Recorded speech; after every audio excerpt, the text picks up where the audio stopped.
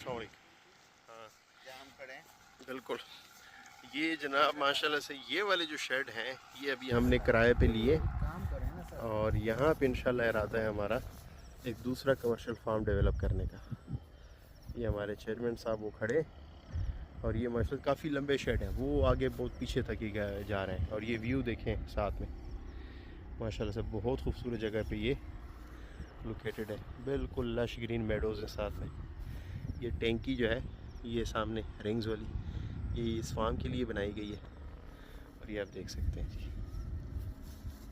ये जनाब माशाल्लाह से ये वाले जो शेड हैं ये अभी हमने किराए पे लिए काम कर रहे हैं ना सर। और यहाँ पे इंशाल्लाह इरादा है हमारा एक दूसरा कमर्शियल फार्म डेवलप करने का। ये हमारे चेयरमैन साहब वो खड़े और ये माशाल्लाह काफ़ी लंबे शेड हैं, वो आगे बहुत पीछे तक ही जा रहे हैं। और ये व्यू देखें साथ में, माशाल्लाह से बहुत खूबसूरत जगह पे ये लोकेटेड है। बिल्कुल लश ग्रीन मेडोज़ है साथ में।